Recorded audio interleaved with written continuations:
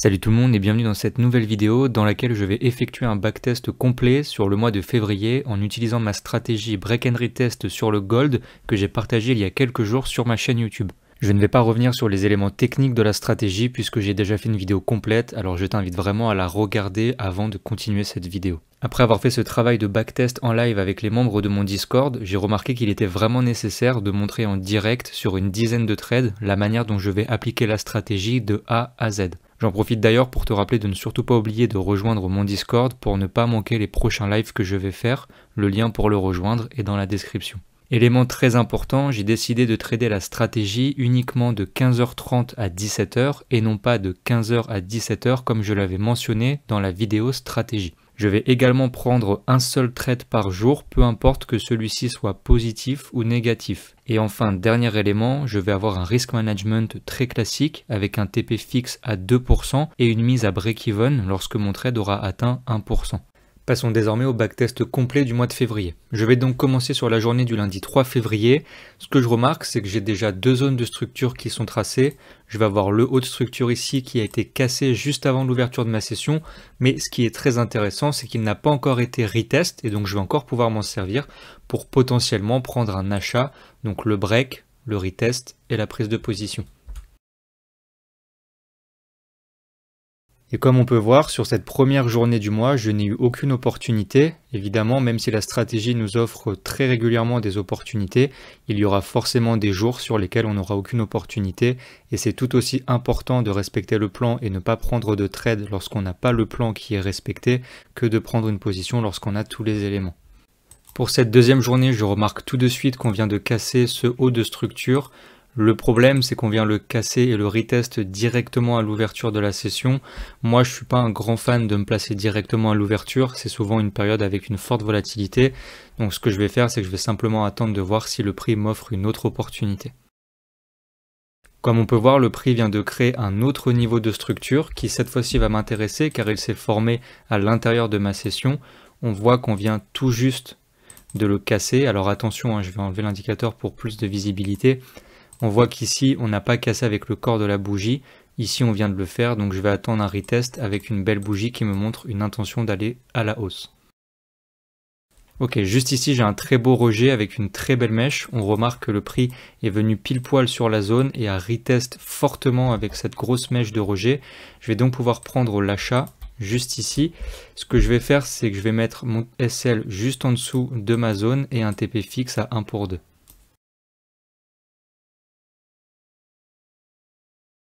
Pour la journée du mercredi, je remarque que j'ai différentes zones qui m'intéressent, notamment ce plus haut de structure qui vient tout juste d'être cassé. Donc comme d'habitude, je vais attendre de voir si le prix revient pour le retest et tenter de prendre un achat pour continuer cette tendance haussière. J'ai également un niveau plus haut juste ici et on a un petit niveau bas ici qui, si jamais il vient se faire casser, je le prendrai comme retest pour prendre une vente. Ok, alors on voit qu'on vient parfaitement de retest cette zone, c'est vraiment un retest parfait. Le problème ici, c'est que si je prends l'achat directement sur cette bougie et que je mets mon stop loss tout en bas, ça me fait un très gros stop loss. Honnêtement, j'ai pas envie d'avoir un stop loss de 600 à 700 pips sur la position. Donc ce que j'ai fait et ce qu'on avait fait d'ailleurs avec les membres du Discord, c'est qu'on avait réfléchi à un moyen de limiter la taille du stop loss et on est arrivé à deux conclusions. La première, on peut tout simplement mettre le stop loss en dessous du corps de la bougie ou alors passer en 1 minute et c'est là où on va commencer à mélanger un peu les concepts et on va prendre le dernier FVG 1 minute. Alors je vais enlever l'indicateur. On va prendre le dernier FVG de minute ici et on va tout simplement le protéger. Donc ce qui est bien, c'est que ce soit la méthode 1, donc en prenant le corps de la bougie en 5 minutes, ou en prenant la deuxième méthode en protégeant le dernier FVG de minute, on arrive à avoir un stop loss qui est à peu près équivalent. Donc je vais rester là-dessus et je vais prendre la position comme cela avec un TP à 1 pour 2. Et ce que j'avais pas fait sur le précédent trade, c'est que je vais bien penser à mettre ma zone de break-even en prenant mon retracement de Fibonacci et ma zone de break-even sera le niveau 2 juste ici.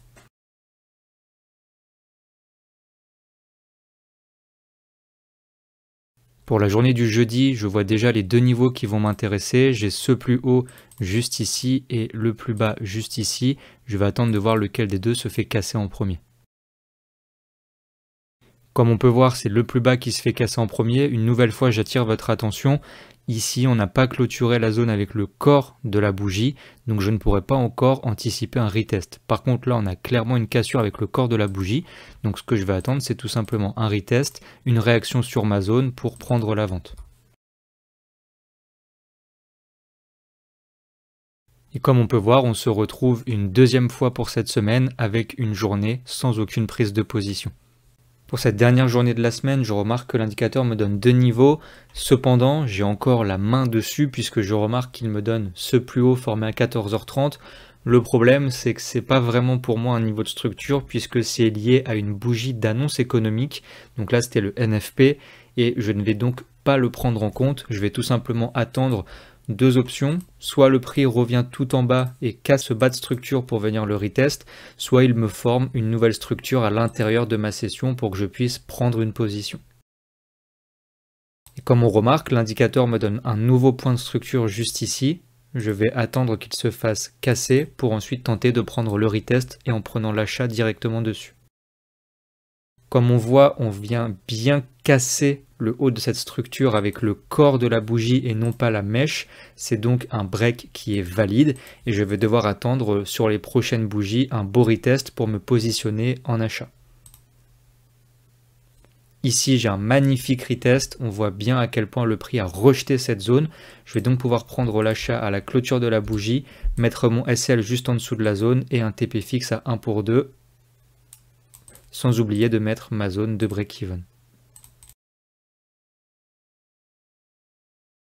Et comme on peut voir, nous prenons notre premier break-even de la semaine sur cette position. Allez, on passe directement à la deuxième semaine du mois de février. Encore une fois, je remarque que j'ai plusieurs niveaux de structure qui m'intéressent. J'ai ce niveau juste ici qui vient tout juste d'être cassé et légèrement retest, mais encore une fois, c'est vraiment à la bougie de l'ouverture, donc je vais attendre une prochaine bougie pour m'assurer que le niveau est bien valide. Sinon, j'ai un niveau encore plus haut juste ici au cas où je manque ce premier mouvement et j'ai un bas de structure ici qui n'a pas encore été non plus cassé. Ok, cette bougie valide clairement le retest de mon niveau. Vous voyez à quel point c'est souvent les mêmes bougies de réaction qui vont m'intéresser. Ici, on a un gros rejet de la zone avec une très grande mèche. Je vais pouvoir prendre la position directement à la clôture de cette bougie. Un stop loss juste en dessous de la zone et un TP à 1 pour 2 en plaçant mon break-even.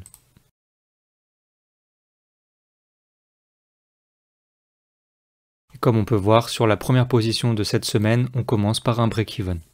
Sur cette journée du mardi, une nouvelle fois, et vous voyez vraiment à quel point la stratégie se répète absolument tous les jours. Je vais avoir encore un niveau haut ici qui vient de se faire casser pile poil à l'ouverture de ma session à 15h30 et je vais donc attendre de voir si les prochaines bougies vont retester ce niveau pour prendre un achat directement dessus. Ok, ici cette bougie me suffit, on voit qu'on a quand même une belle réaction, on n'est pas venu clôturer en dessous de ma zone, on a clôturé au-dessus, ce qui me montre un certain rejet encore une fois de cette zone. Je vais donc pouvoir placer mon ordre d'achat juste ici, un stop loss en dessous de la zone et un TP à 1 pour 2.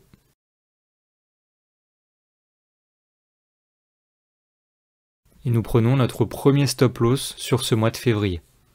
Pour cette journée du mercredi, on est face à une situation qui reste quand même assez rare, puisqu'on n'a pas de niveau de structure formé juste avant l'ouverture de notre session. Alors oui, on a un plus haut juste ici, mais le problème c'est qu'il a été cassé à 15h, soit une demi-heure avant l'ouverture de ma session. Il a déjà été retest, donc je ne vais pas le réutiliser. Je vais donc devoir attendre que le prix me forme des nouveaux niveaux de structure à l'intérieur de ma session. Comme on peut voir, le prix me forme un haut de structure ici. Je vais donc pouvoir m'attendre à ce qu'il le casse pour prendre le retest. On voit que le prix n'a pas encore cassé et me crée en plus un nouveau point bas de structure juste ici. Encore une fois, je ne vais pas anticiper aveuglément, je vais juste attendre de voir lequel de ces deux niveaux de structure se fera casser en premier. Et comme on peut voir, aucun de ces deux niveaux ne s'est fait casser, j'ai donc une journée sans aucune opportunité. Pour cette journée du jeudi, je retrouve deux niveaux de structure très intéressants. J'ai ce plus haut ici qui a été formé juste avant l'ouverture de la session qui n'a pas encore été cassé, et ce plus bas qui a également été formé juste avant l'ouverture et qui n'a pas non plus été cassé. Une nouvelle fois, je vais tout simplement attendre de voir lequel de ces deux niveaux de structure va venir se faire casser en premier. Comme on peut voir sur la bougie juste après, c'est le haut de structure qui vient se faire casser.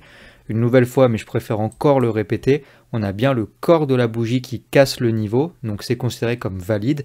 J'ai plus qu'à observer les prochaines bougies 5 minutes pour anticiper la prochaine hausse par rapport à la réaction. Cette bougie ne me permet pas de prendre une position, on voit que le prix est bien monté mais a aussitôt rejeté, je vais donc devoir attendre une autre bougie de confirmation. Cette bougie est bien mieux, on voit la puissance des acheteurs, je vais donc prendre l'achat directement à la clôture en mettant mon stop loss juste en dessous de ma zone, TP à 1 pour 2, et je vais mettre ma zone de break-even à 1 pour 1. C'est la fin de ma session, pour le moment je suis placé à break-even, donc quoi qu'il arrive je ne pourrai pas prendre de perte sur ce trade, alors je vais tout simplement le laisser continuer. Et comme on peut voir, on finit par se faire break-even 1 heure après. Dernière journée de la semaine, on voit que j'ai ces deux niveaux très intéressants. J'ai un plus haut juste ici qui n'a pas encore été cassé et un plus bas juste ici qui n'a pas encore été cassé non plus. Une nouvelle fois, je vais simplement attendre de voir lequel des deux se fait casser en premier.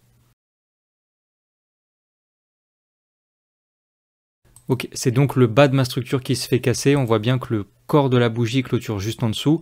Je vais donc attendre de voir les prochaines bougies pour prendre position sur un potentiel retest. Ok, j'ai un très beau retest. On va voir le stop loss à combien de pips il est. Sinon, on verra une nouvelle fois comme on l'a fait pour la première semaine, à savoir comment est-ce qu'on pourrait optimiser la taille de notre stop loss. Alors sur ce trade, on serait avec un stop loss de 730 pips. C'est trop. Donc ce que je vais faire, c'est soit je le mets une nouvelle fois au-dessus du corps de la bougie, soit je vais aller chercher le dernier FVG H1 de ce mouvement. Et on peut voir que ce serait juste ici, donc une nouvelle fois, les deux coïncident et m'offrent plus ou moins le même stop loss. Alors je vais tout simplement refaire cette technique et laisser mon stop loss juste ici. Je pense que vous commencez à bien comprendre comment fonctionne la stratégie. Donc ce que je vais faire, c'est que je vais laisser tourner le backtest jusqu'à la fin du mois de février. Et si jamais vous avez des questions sur un trade, n'hésitez pas à me les poser dans les commentaires. Je vais répondre absolument à tous les commentaires. Et on se retrouve à la fin de cette vidéo pour faire un bref recap.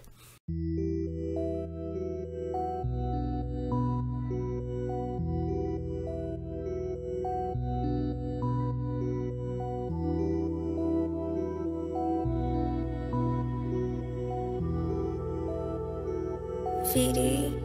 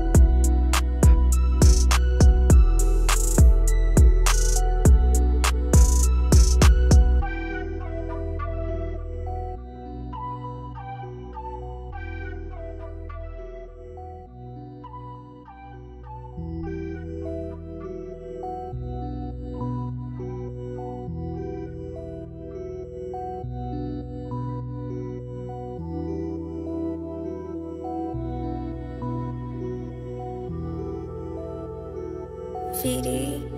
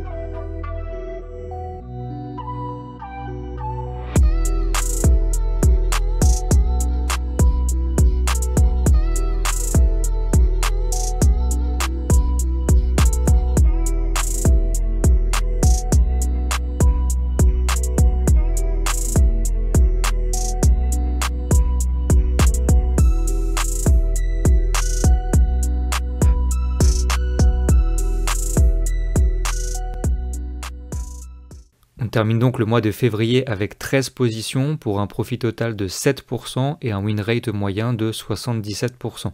L'efficacité de cette stratégie, elle réside selon moi dans sa simplicité. À vrai dire, il suffit simplement de suivre les structures données par l'indicateur, attendre la cassure puis le retest. La principale difficulté serait d'avoir la patience d'attendre une belle bougie de rejet sur notre zone de retest et j'espère que ce backtest vous aura aidé à comprendre ce que j'attends pour prendre la position. Pour rappel, je te propose un document PDF complet totalement gratuit sur cette stratégie. Si jamais tu veux l'obtenir, tu as juste à t'abonner, à laisser un like et à commenter Stratégie Gold dans les commentaires de cette vidéo.